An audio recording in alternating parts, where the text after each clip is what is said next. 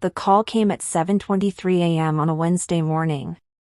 I was already awake, nursing my second cup of Cuban coffee and watching the sunrise paint the Miami skyline orange through my apartment window. The number on my phone showed my sister's name, Sarah. We hadn't spoken in 4 weeks. Not since our last tense visit to Mom's assisted living facility. Tyler, her voice had that false solemnity that immediately put me on edge. I have some difficult news. Mom passed away last night. Peacefully in her sleep. I set down my coffee mug, my hands suddenly unsteady. What? When? I was just planning to visit her this afternoon. The funeral is Saturday, she continued, cutting me off. Her tone shifted, becoming almost businesslike. I've already made the arrangements. Oh, and Tyler, about Mom's estate, the will is very clear. Everything goes to me. The house, the condo in Key Biscayne, her investments, all of it. You get nothing. Don't even think about contesting it. Then she hung up. Before we continue, if you're enjoying this story, please hit that subscribe button and turn on notifications. Stories like these remind us what truly matters in family, and trust me, you won't believe where this goes. Now, let's get back to it. I stood there in my kitchen staring at the phone in disbelief. My mother dead just like that. And Sarah's first priority was to inform me I was getting nothing. Not "I'm sorry." Not "she went peacefully," but a threat not to contest the will. Something was very, very wrong. Let me back up. My name is Tyler Morrison. I'm 29 years old, a marine conservation consultant who spent the last 6 years working on coastal restoration projects across South Florida. My partner, Emma, passed away 2 years ago in a boating accident. We didn't have children, but we talked about it. After Emma died, I threw myself into volunteering and staying close to Mom. She'd been my anchor through the grief. My sister Sarah is 5 years older, 34. We grew up close enough, building sandcastles on South Beach and racing jet skis off the coast. But as adults, we drifted. Sarah became a luxury real estate agent, married Bradley, had 2 kids. On the surface, everything looked perfect, but I'd noticed things over the years. Sarah was always chasing the next $1 million listing, always stretching herself thin financially. Her business had some rough patches. There were whispered conversations at family dinners about investments that went south, about Bradley working double shifts as a physical therapist to keep them afloat. Our mother, Vera Morrison, was 82 and had been sharp as a tack her entire life. A retired pediatric nurse, she could still remember every patient's name and beat anyone at chess. She lived independently in her Coral Gables home until about 11 months ago when Sarah convinced her she needed extra help. She suggested she become her power of attorney, just to manage bills and medical appointments. Mom was hesitant, but Sarah was persuasive. She was her firstborn after all. That's when everything changed. Within weeks of Sarah getting the POA, Mom was suddenly diagnosed with severe dementia. Sarah moved her into an assisted living facility, Palmetto Senior Care, saying she couldn't live alone anymore. When I visited, I was shocked. My vibrant, witty mother sat in a chair, staring vacantly. She didn't recognize me. She barely spoke. When she did, it was confused, fragmented. Is this really possible? I'd asked her doctor, Dr. Michelle Rodriguez. She was fine 3 months ago. Dementia can progress very rapidly in some cases, she said smoothly. The cognitive decline in patients her age can be quite sudden. But it didn't sit right with me. I visited Mom 4 times a week anyway. Even when she didn't know who I was, I'd hold her hand, tell her about Emma, about the reef restoration projects I was working on. Sarah visited too, but less frequently. When she did, She always seemed rushed, always checking her watch. Now, standing in my kitchen with Sarah's words still ringing in my ears, I realized what I'd been too blind to see. This wasn't grief talking. This was greed. I called Palmetto Senior Care immediately. "I'm calling about my mother, Vera Morrison," I said when someone finally answered.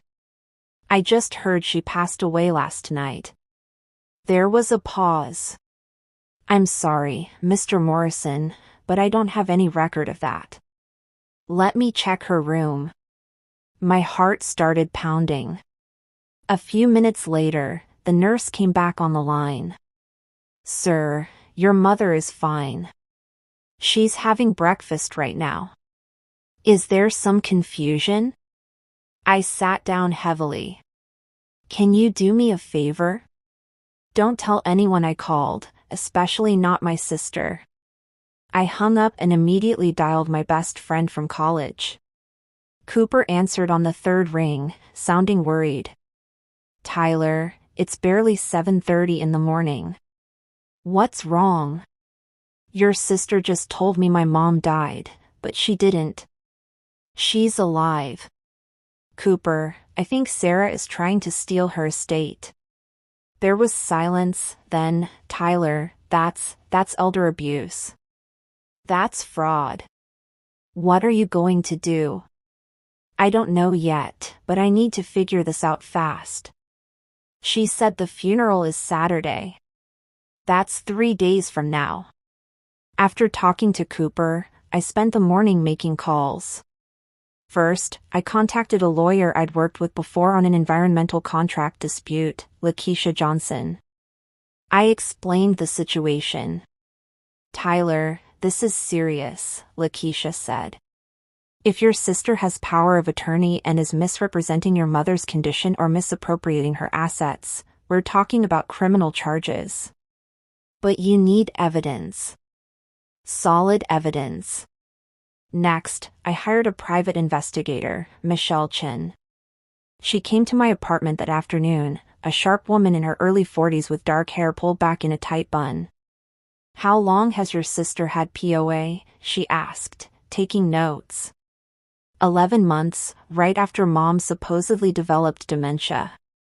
"And before that, your mother was competent?" "Completely. She was volunteering at the Children's Hospital, playing bridge twice a week. Then suddenly she couldn't remember her own name." Michelle nodded. "I've seen cases like this. Give me 48 hours. I'll find out what's happening with your mother's finances." That evening I drove to Palmetto. I didn't tell them I was coming.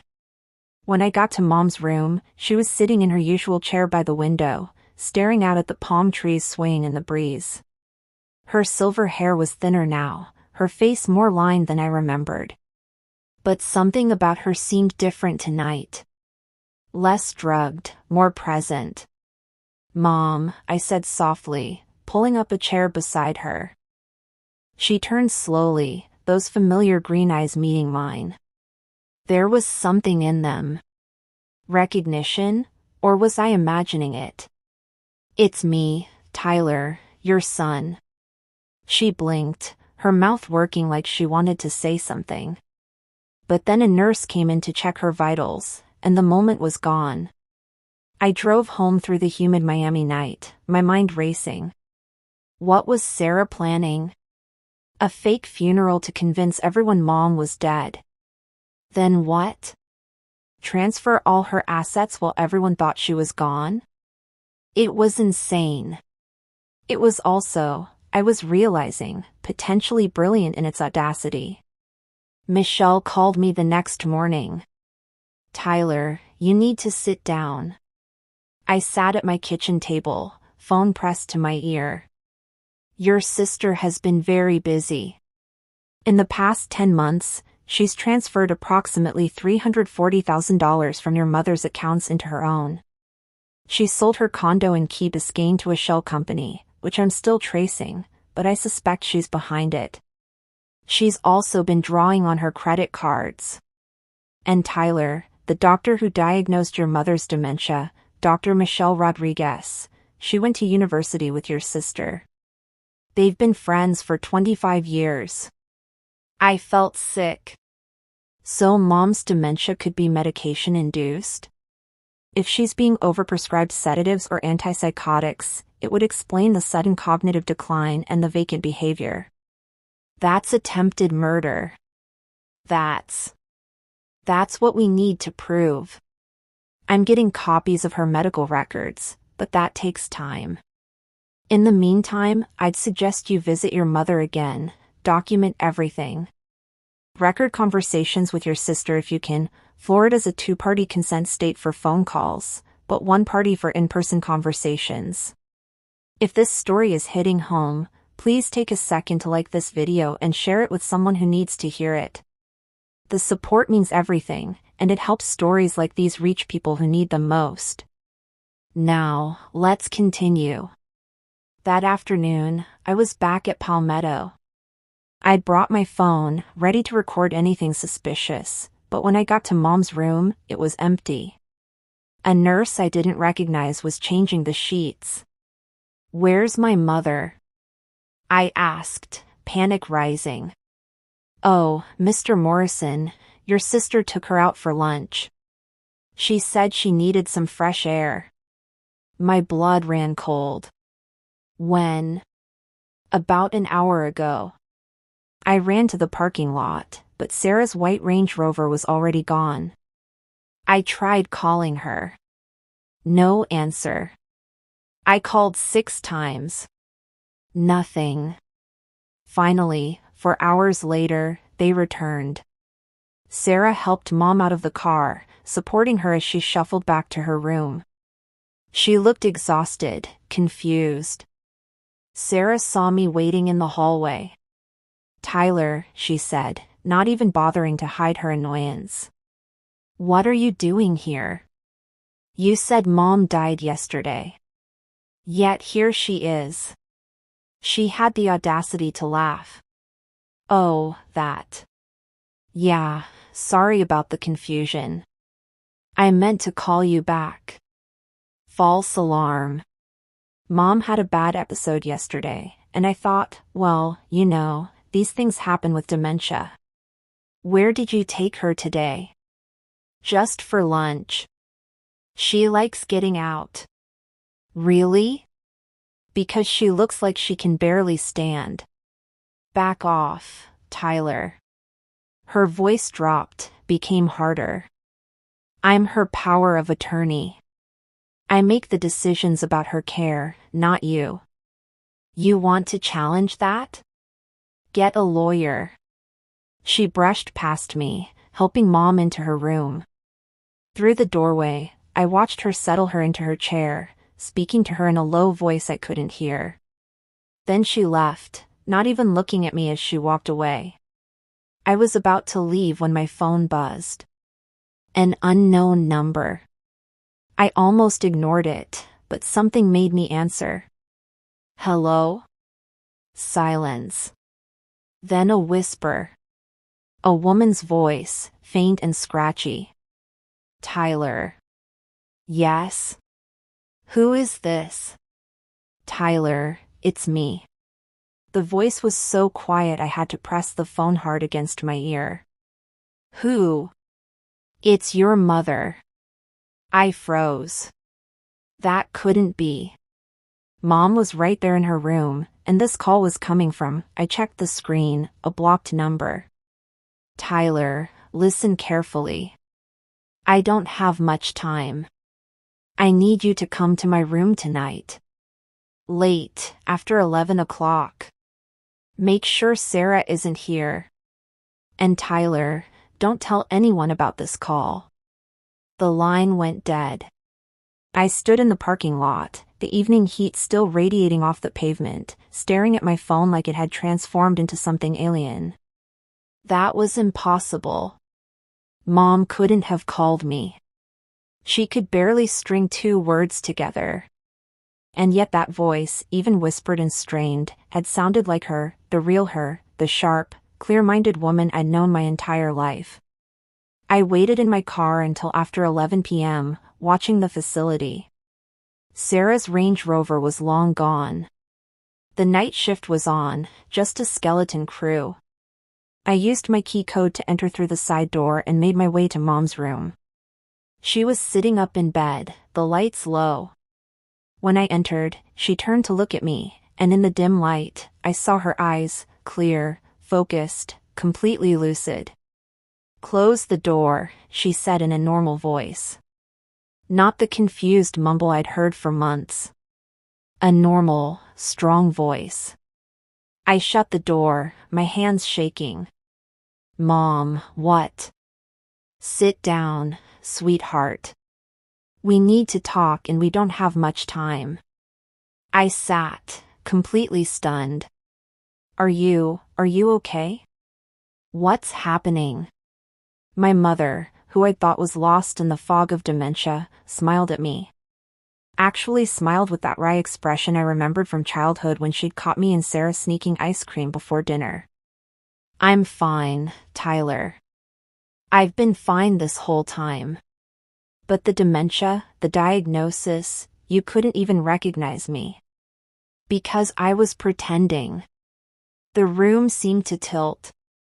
"Pretending?" She reached over and took my hand. Her grip was firm, steady, nothing like the weak, trembling hands I'd held for months. "Tyler, I'm 82 years old. I've been thinking a lot about mortality, about what happens when I'm gone. And I realized I needed to know something. I needed to know which of my children would actually take care of me. Not for my money, not for inheritance, but because they loved me." "So you faked dementia to test us?" When Sarah suggested becoming my power of attorney, I saw an opportunity. I agreed, but I also consulted my own lawyer, someone Sarah doesn't know about. I put most of my assets in an irrevocable trust weeks before Sarah got the POA. The accounts she has access to, I only left enough in them to see what she'd do. I couldn't process this. "Mom, why didn't you tell me?" Her eyes grew sad. "Because I had to test both of you. I had to see who would visit me when I couldn't give them anything back. Who would hold my hand even when I didn't know their name. And Tyler, you came 4 times a week. You sat with me. You talked to me. Even when I acted like I had no idea who you were."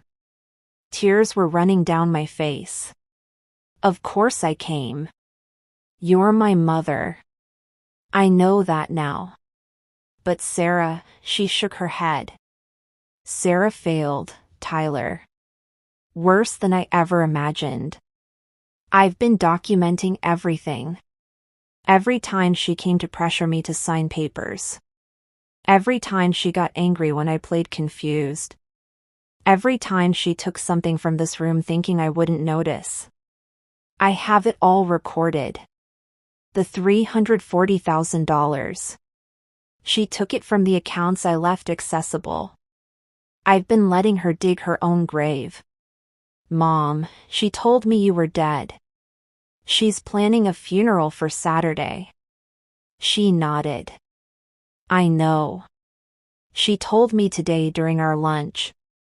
She said I was going to have an accident, that I'd pass away peacefully. She wanted me to agree to sign papers first, transferring everything, but I refused, played confused. She's running out of time, and she knows it. This is insane. This is dangerous.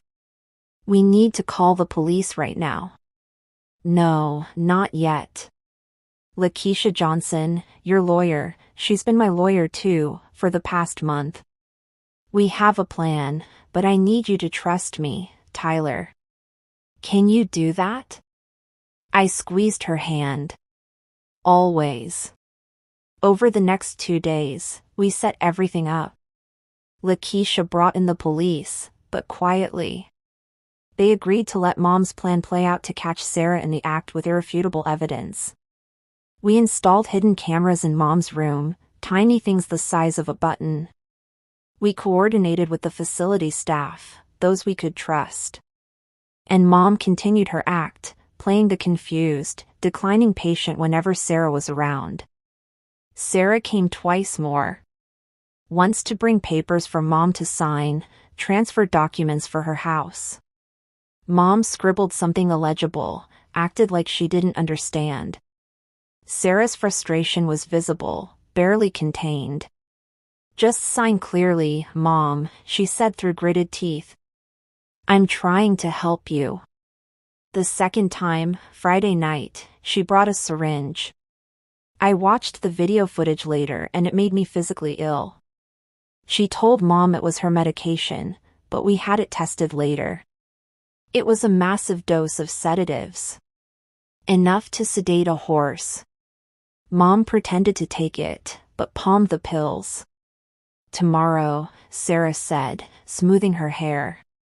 "Tomorrow, you'll finally be at peace, Mom. No more suffering." Saturday morning came. Sarah had booked Ocean View Funeral Chapel.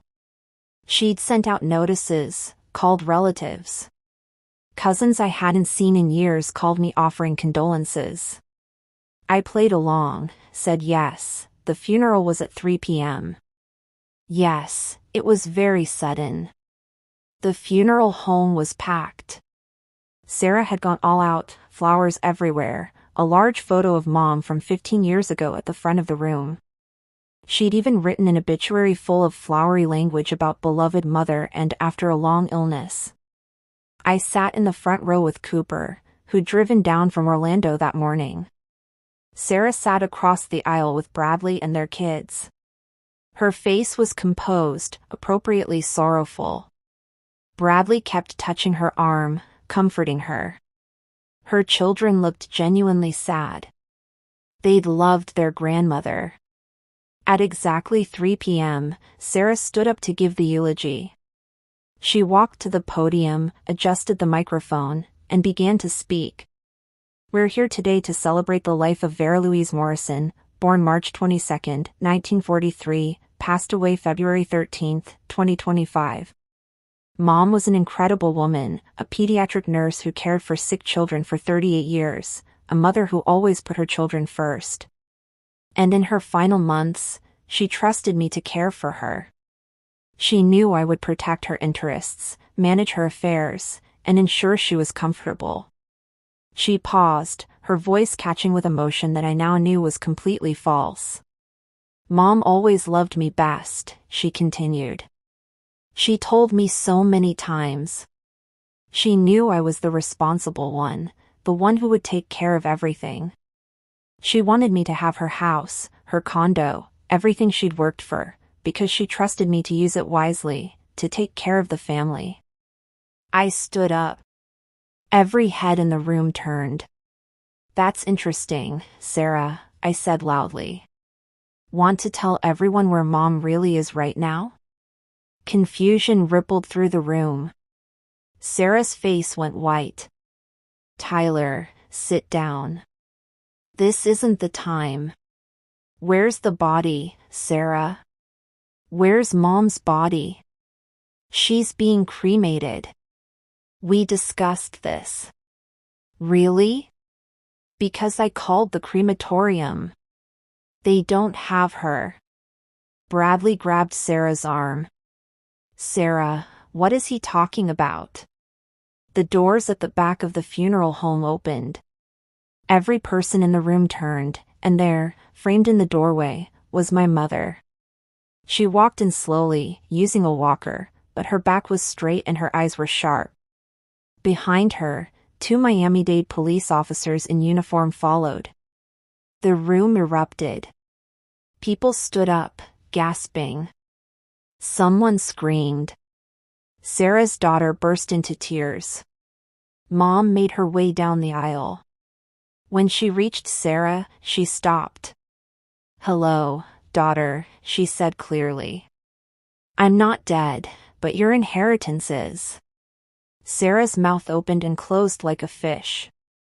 "Mom, you're confused. You're sick. This is a mistake." "I'm not confused, Sarah. I've been recording everything for the past 11 months. Every threat, every theft, every time you tried to get me to sign documents transferring my assets to you, every time you drugged me to keep me compliant." She turned to the assembled crowd. Many of them were crying now. Some in relief, others in shock. "I'm sorry for deceiving all of you," Mom said. "But I had to know the truth. I had to see what my daughter would do when she thought I was helpless. And what I found broke my heart." One of the officers stepped forward. "Sarah Harrison, you're under arrest for elder abuse, theft over $5,000, fraud, and attempted probate fraud. You have the right to remain silent." Sarah tried to run. She actually tried to push past the officer and run for the door, but she only made it 3 steps before she was tackled, handcuffed. Her kids were sobbing. Bradley stood frozen, his face a mask of horror. As they led Sarah away, she shouted back at Mom, "I'm your daughter. You can't do this to me. I needed that money." Mom watched her go, tears streaming down her face, but her voice was steady when she spoke. "You were my daughter, but you stopped being my child the moment you decided my life was worth less than my bank account." The legal proceedings took months. Sarah initially tried to fight the charges, claiming Mom was actually incompetent and she was just trying to help, but the evidence was overwhelming. Video footage of her trying to force her to sign documents. Audio recordings of her threats. Bank records showing the theft. Dr. Rodriguez's testimony, after she was granted immunity, about how Sarah had pressured her to prescribe unnecessary medications. In the end, Sarah pleaded guilty. She got 6 years in prison, was ordered to repay the $340,000 she'd stolen, plus $65,000 in fines. She lost her real estate license permanently. Bradley divorced her, got full custody of the kids. They were devastated, but Cooper and I tried to stay in their lives, tried to be the stable family they needed. Dr. Rodriguez lost her medical license. She'd knowingly prescribed dangerous medications to an elderly patient at the behest of her POA without proper evaluation. The Florida Board of Medicine was not lenient. As for Mom, she moved into a beachfront apartment near my place in Miami Beach. She was done with the big house, done with maintaining property. She wanted to be close to family, to me. We had dinner together 3 times a week. She volunteered again, this time at an elder abuse prevention center, sharing her story to help others recognize the warning signs. We established the Vera Morrison Elder Protection Fund with part of the money Sarah had returned. It provides legal assistance to seniors fighting financial abuse cases and funds educational programs about POA responsibilities. Before we wrap up, I want to say thank you for watching. If this story moved you or made you think differently about family, please subscribe and hit that notification bell. Share this with someone who needs to hear it. Your support helps us keep telling these important stories. Now, let's finish this. One evening about a year after everything happened, Mom and I sat on my balcony watching the sunset paint Biscayne Bay in shades of pink and gold. She held a glass of iced tea, wrapped in a light shawl despite the Miami heat. "Do you ever regret it?" I asked. "The way you tested us?" She was quiet for a long time. "I regret that it was necessary. I regret that my own daughter could do what she did. But Tyler, I don't regret finding out the truth. I had to know who would love me when I had nothing to give." "You gave me everything that mattered," I said. "You taught me integrity. You taught me that doing the right thing matters even when it's hard, especially when it's hard." She smiled, reaching over to squeeze my hand. "And that's why you passed the test. Not because you visited me, though that mattered. But because even when you thought I was gone, even when you thought you were getting nothing, you fought for what was right. You didn't let Sarah get away with it. You protected me even when I couldn't protect myself. That's what family does. Real family. Yes, but blood doesn't make you family, Tyler. Love does. Choice does. Showing up does. Sarah was my blood, but she stopped being family the moment she decided I was just an asset to liquidate. We sat in comfortable silence, watching boats drift across the bay, their lights beginning to twinkle as darkness fell. Inside, I could hear my phone buzzing. Cooper, probably calling for our weekly check-in. Mom's lawyer, maybe, with updates on the charitable fund. Life moving forward. Mom looked at me, her eyes still sharp and clear. You know what the saddest part is? What? If Sarah had just asked, if she'd just been honest about her financial problems, I would have helped her. Not with everything, not enabling poor choices, but I would have helped. Instead, she chose to steal. She chose to treat me like I was already dead. And that choice cost her everything. I didn't know what to say to that, so I just held her hand. This remarkable woman who taught me more about strength and dignity in the past year than in all the years before. She'd survived betrayal by her own daughter, orchestrated her own rescue, and came out the other side determined to help others. That's the thing about family, the real kind. It's not about blood. It's not about inheritance. It's about showing up. It's about loving someone even when they can't give you anything back. It's about fighting for what's right, even when it means standing against your own sister. Sarah made her choices. She chose greed over love. She chose theft over integrity. And she's paying the price, not just in prison time, but in the loss of her children's respect, her husband, her career, and her mother's love. As for me, I got something far more valuable than any inheritance. I got more years with my mother, real years, where we could talk and laugh and heal. I got the knowledge that when tested, I did the right thing. And I got the chance to be part of something bigger, helping other families avoid what we went through. Blood doesn't excuse betrayal. True family protects the vulnerable. And sometimes the bravest thing an 82-year-old woman can do is pretend to be helpless just to find out who will help her when she can't help herself. That's what I learned from Vera Morrison, my mother, my hero, the woman who taught me that dignity matters more than dollars, and that real love shows up even when there's nothing to gain.